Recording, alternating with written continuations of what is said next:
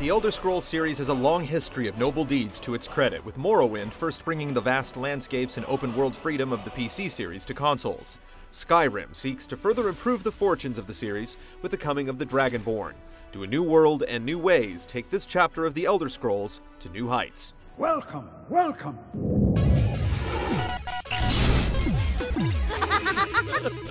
What village are you from, horse thief? Why do you care? A Nord's last thoughts should be of home. Like other Elder Scrolls games, you're introduced to Skyrim as a nameless prisoner. After aesthetically defining your character and making your inevitable escape, you soon find yourself initiated into this new world and begin ascending to your destiny as Dragonborn.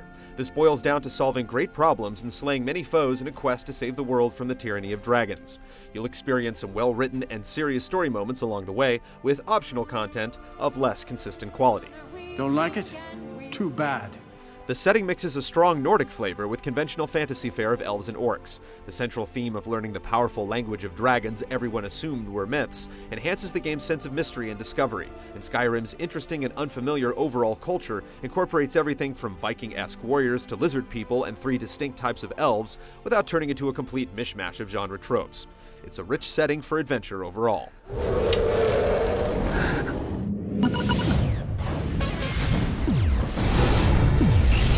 Stand between us and prepare yourself.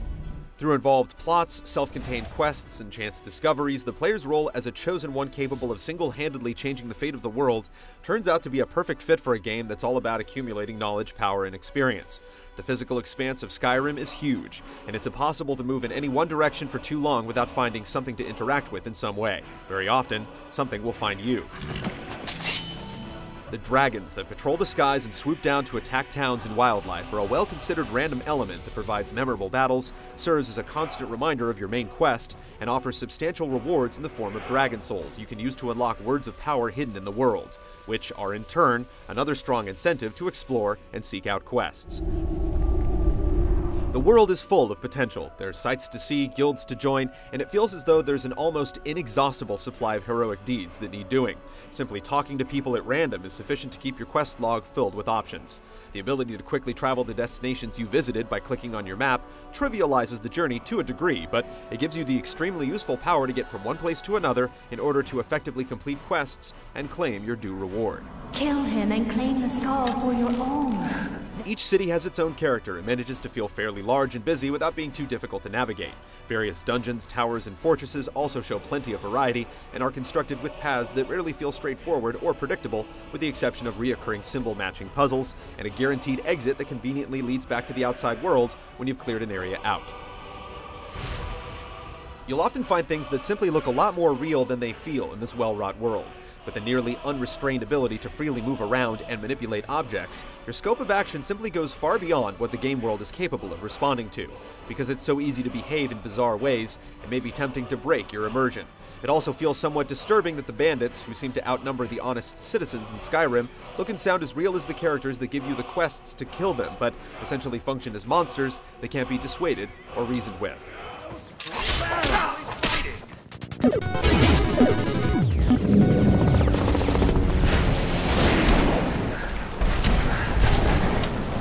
While you can make it tougher or easier through your choices or by visiting the options menu, there's no escaping combat in Skyrim. You'll need to aim your chosen implement of doom at whatever you're trying to slay, but success in combat often depends more on statistics than finesse. Enemies pursue you relentlessly, and your character's limited mobility makes it tough to avoid damage, so when conflict arises, you need to get them before they get you. It's the drive to improve your character that really carries you through the game. You start as something close to a blank slate, and there are no real limitations placed on you as to what skills you can develop. You learn by doing in Skyrim, meaning you pick pockets to get better at picking pockets, and hack monsters to get better at hacking monsters.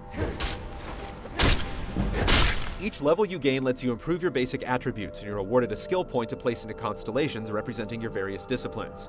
These perks quickly go from useful to extremely powerful as you move up each skill tree, and as long as you put the point somewhere, you'll become better equipped to deal with the world around you. Everything you do powers you up in some way, and the game essentially gives you the ability to do so any way you want.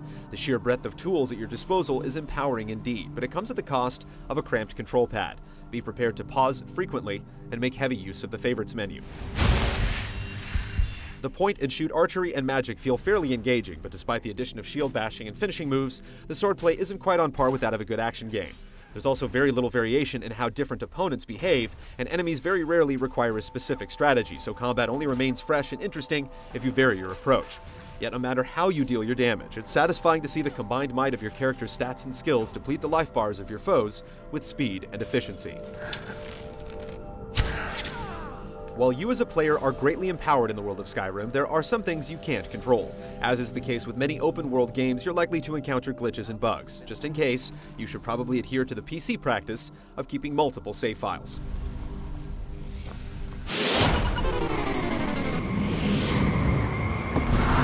In your great honor we drink and we sing. Objects in this extremely detailed world sometimes don't look as great close up as they do at a distance, but the landscape in which you adventure feels suitably wondrous and vast. Some of the game's finest moments are when the geography and weather come together to create dramatic and very realistic landscapes, and the powerful soundtrack would have a tough time sounding more epic than it already does. The people of Skyrim are a bit different. They're not a bad-looking lot overall. In fact, everyone seems to have nearly identical proportions in body mass indexes, even if there's a cartoonish animal head attached to that ideal body. Everyone also has a voice, but accents and inflections can feel inconsistent, and certain voices pop up over and over as you walk around. Mind you don't put out that You a candle dark on the elf hearth lover? upstairs. Get out of our city, you filthy piece of trash! The game's ambition also necessitates a few visual shortcuts. People disappear and reappear when going in or out of doors, for example, and objects move and doors open seemingly without being touched. Loading screens display attractive models to examine but serve as poor transitions for travel breaks or story sequences. But while the game's visual fidelity calls attention to these issues, they're unlikely to keep you from enjoying your freedom within the world.